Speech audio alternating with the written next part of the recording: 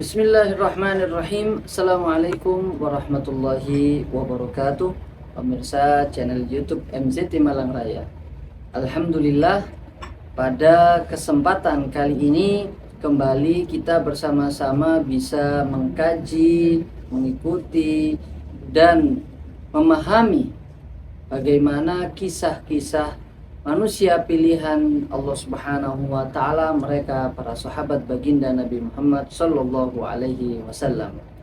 Pada kesempatan kali ini, di video ini kita akan membahas salah seorang sahabat yang juga salah satu raja dari sebuah negara, sebuah daerah yang tidak jauh dari pesisir Arab, Jazirah Arab, yang juga masih berada di Jazirah Arab, yaitu Yamamah, negara Yamamah yang saat itu dipimpin oleh salah seorang yang masih dalam keadaan kafir bernama Sumamah bin Utsal.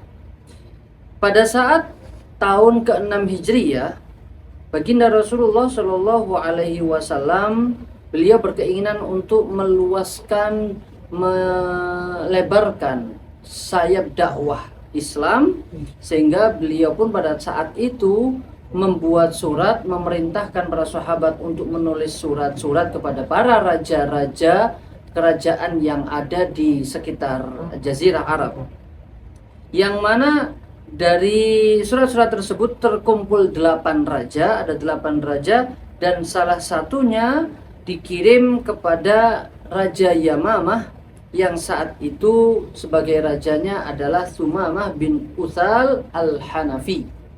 Sumamah bin Utsal al-Hanafi adalah salah satu raja dari kerajaan-kerajaan yang ada di Arab pada masa jahiliyah, dari Bani Hanifah.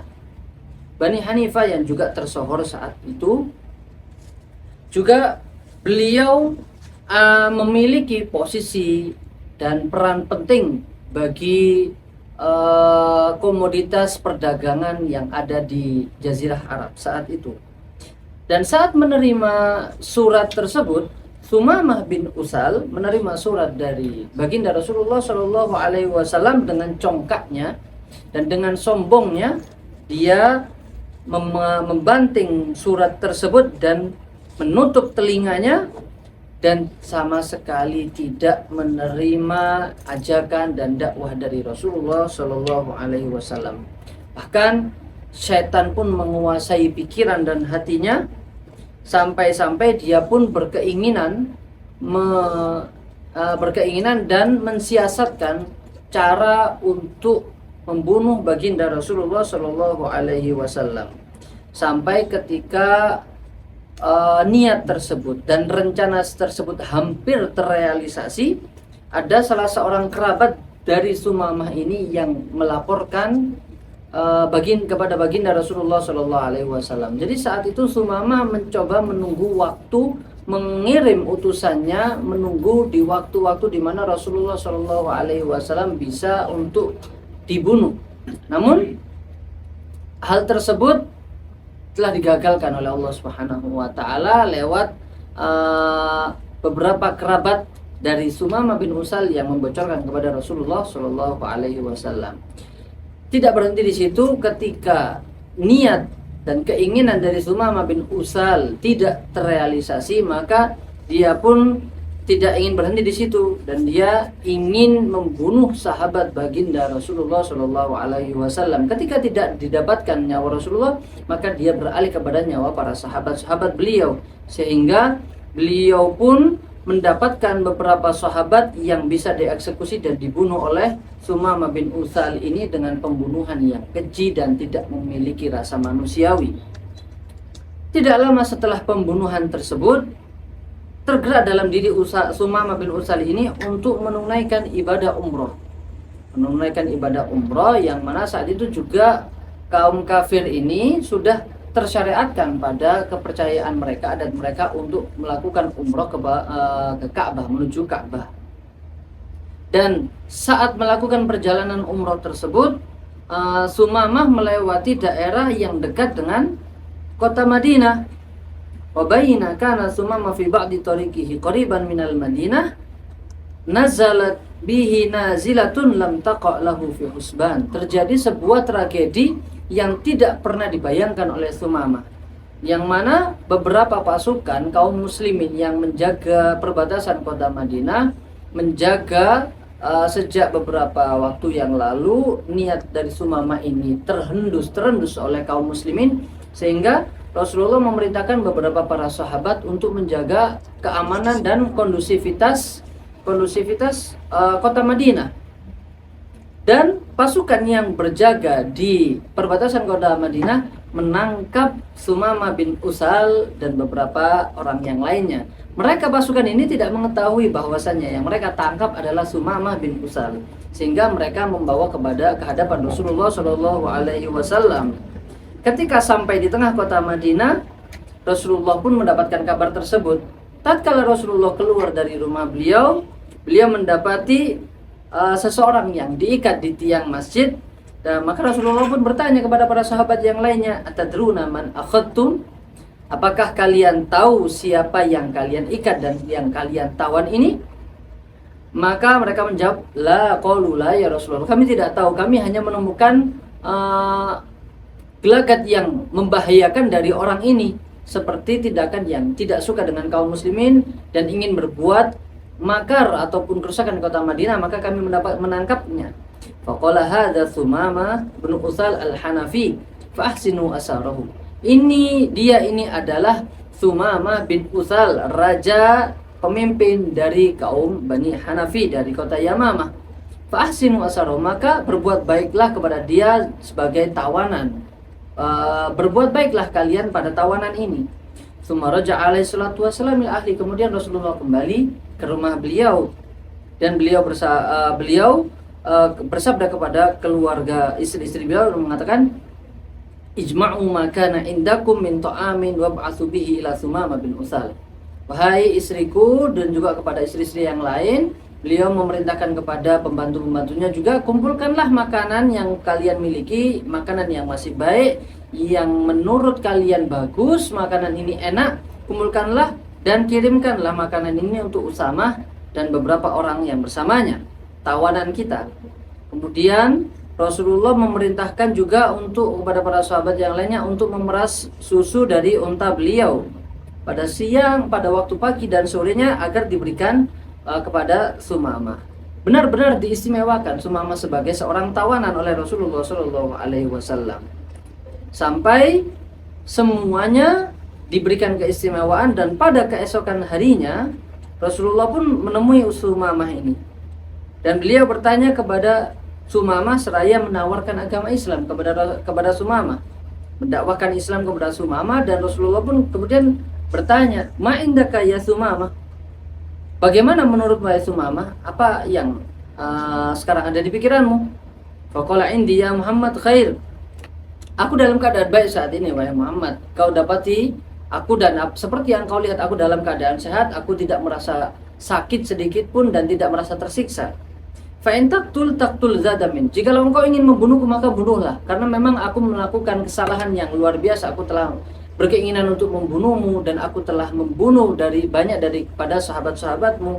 Wa in tun'im ala syakirin. Jikalau kau ingin memaafkan aku, maka aku sangat berterima kasih dan bersyukur kepadamu. Wa in kunta turidul mal, tapi jikalau kau ingin harta, kau ingin uang, kau ingin kedudukan dan jabatan, fasal tu'ta, maka mintalah, maka aku akan memberimu harta, aku akan memberimu kekayaan, dan aku akan memberi apa yang kau minta. Masyita, apa yang kau minta. Maka kemudian Rasulullah meninggalkannya. Rasulullah meninggalkan Sumama bin Usal. Maka setelah 2 hari setelahnya Rasulullah kembali kepada Sumama dan berkata, ma indaka ya Sumama? Bagaimana keadaanmu hai Sumama? Qala laisa indi illa ma qultu laka min qabl. Aku tidak akan menjawab kecuali seperti apa yang telah aku jawab kepadamu. Seperti jawaban sebelumnya Sumama mengatakannya.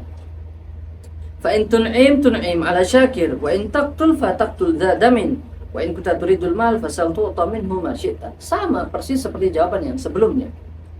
Kemudian Rasulullah pun meninggalkannya kembali. Sampai pada hari yang ketiga, setelah 3 hari Rasulullah meninggalkannya, kemudian Sumama ditanya oleh Rasulullah, ma indaka ya Sumama? Faqala indi ma qultu laka. Maka jawabanku tetap sama seperti sebelumnya wahai Muhammad. Kemudian Rasulullah menoleh kepada para sahabat yang lainnya, atliku Sumama, bebaskanlah Sumama. Fafaku withaqahu wa atlaqu. Bebaskanlah, lepaskanlah ikatannya, kemudian bebaskan, biarkan dia melanjutkan perjalanannya. Maka para sahabat pun juga melaksanakan apa yang diperintahkan oleh Rasulullah Shallallahu Alaihi Wasallam tanpa sedikit protes pun. Kemudian Sumama pun meninggalkan masjidnya Rasulullah, meninggalkan Masjid Nabawi dan melanjutkan perjalanannya menuju kota Mekah untuk niat awalnya yaitu melakukan umrah. Sampai dia pada di penghujung kota Madinah, dia berteduh di bawah pohon kurma yang tidak jauh dari Baqi', sehingga di tempat itu pun juga ada sumber air yang dekat dari pohon kurma. Dia pun meminumnya dan bersuci, mengusap wajahnya, kemudian sambil merenung sedikit menghadap ke langit. Tidak lama setelah merenung, dia kembali ke kota Madinah, Masjid Nabawi. Setelah dia melakukan perjalanan ini di tengah-tengah kaum muslimin, dia berkata, asyhadu an la ilaha illallah wa asyhadu anna Muhammadan abduhu wa rasuluh. Di tengah-tengah kaum muslimin yang ada di dekat dengan Masjid Nabawi, dia berteriak dan mengucapkan 2 kalimat syahadat. Kemudian dia bertanya kepada para sahabat, mencari di mana Rasulullah berada. Setelah bertemu dengan Nabi Muhammad, dia berkata, ya Muhammad, wahai Muhammad, wallahi ma kana ala hadharil ardi wajhun abghadu ilayya min wajhik. Demi Allah, dahulu tidak ada wajah muka yang lebih aku benci untuk aku lihat kecuali wajahmu. Tetapi saat ini tidak ada wajah yang lebih aku cintai dan lebih ingin aku lihat terus menerus selain wajahmu. Tidak ada yang melebihi aku cintai dari wajahmu. Wallahi maka nadinun abghada ilayya min dinik. Dahulu tidak ada agama yang sangat aku benci melebihi agamamu, namun saat ini agama yang paling aku cintai di permukaan bumi ini adalah agamamu. Dan demi Allah, dahulu tidak ada tempat yang aku sangat membencinya kecuali di mana engkau di situ dan di mana engkau berada. Namun saat ini suatu tempat yang paling aku cintai adalah di mana negara itu engkau berada, dan disitulah aku sangat mencintai negara tersebut. Kemudian dia melanjutkan ucapannya, laqad kuntu asabtu fi ashabika daman. Demi Allah, dulu aku telah telah membunuh banyak daripada sahabat-sahabatmu. Maka apa yang harus aku lakukan wahai Muhammad untuk menebus kesalahanku? Kemudian Rasulullah bersabda, la tathriba 'alaika ya Sumamah. Kau tidak perlu khawatir, kau tidak perlu merasa bersalah wahai Sumamah. Fa inal Islam yajubbu ma qablahu. Karena Islam telah menghapus kesalahan-kesalahan sebelumnya. Engkau telah kesalahan-kesalahanmu telah dihapuskan oleh Islam. Basyarahu bil khairil ladzi katabahu Allahu lahu bi islami. Dan Nabi Muhammad Rasulullah memberikan kabar gembira karena dia telah mau masuk Islam. Kemudian Sumama pun berjanji dan dia berkata, wallahi, demi Allah, la usibannal musyrikin, aku akan menghunuskan pedangku, aku akan memberikan kepada kaum musyrik berlipat-lipat tentang apa yang telah aku berikan kepada kaum muslimin. Aku akan memberikannya berlipat-lipat ganda kepada kaum musyrik. Wala ad'anna nafsi wa sayfi, dan aku akan meletakkan nyawaku, diriku, tubuhku dan pedangku semuanya untuk membantumu wahai Muhammad dan untuk menegakkan agamamu. Kemudian dia pun berkata, ya Rasulullah, inna khailaka akhadatni. Aku ingin engkau memberikanku kuda dan karena aku ingin melakukan ibadah umrah. Famadza tara an af'al, maka bagaimana menurutmu atas keinginanku wahai Nabi Muhammad, wahai Rasulullah? Faqala alaihi salatu wassalam, maka Rasulullah pun bersabda, imdi li ada'i umratik. Lanjutkan keinginanmu untuk melaksanakan umrah. Lanjutkanlah umrahmu. Tetapi saat ini umrahmu sesuai dengan syariat Allah Subhanahu wa taala. Kemudian Rasulullah pun mengajarkan tuntunan manasik umrah sesuai dengan agama Islam. Dan Sumamah pun melanjutkan perjalanannya sampai dia di tengah-tengah kota Mekah dan di pelataran Masjidil Haram, melakukan tawaf di kisaran Ka'bah. Dan dia sambil lantang mengucapkan labbaik Allahumma labbaik, labbaik la syarika laka labbaik. Aku menjawab panggilanmu wahai Allah, Innal hamda, sesungguhnya pujian, rasa syukur, wan ni'mata, dan karunia, kenikmatan semuanya, laka wal mulk, hanya kepadamu ya Allah, dan semua kekuasaan adalah milikmu ya Allah. La syarika, tidak ada syarikat, tidak ada Tuhan selain Engkau ya Allah. Maka sejak saat itu beliau Sumamah bin Utsal adalah manusia pertama yang mengucapkan talbiyah secara terang-terangan di permukaan bumi ini yang ada di pelataran Masjidil Haram saat itu di tengah-tengah kaum musyrik. Mendengar hal tersebut, bagaimanakah respon kaum musyrikin?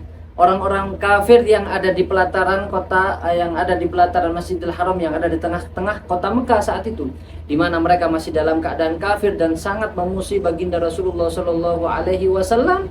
Apa yang akan diterima oleh Sumamah bin Utsal?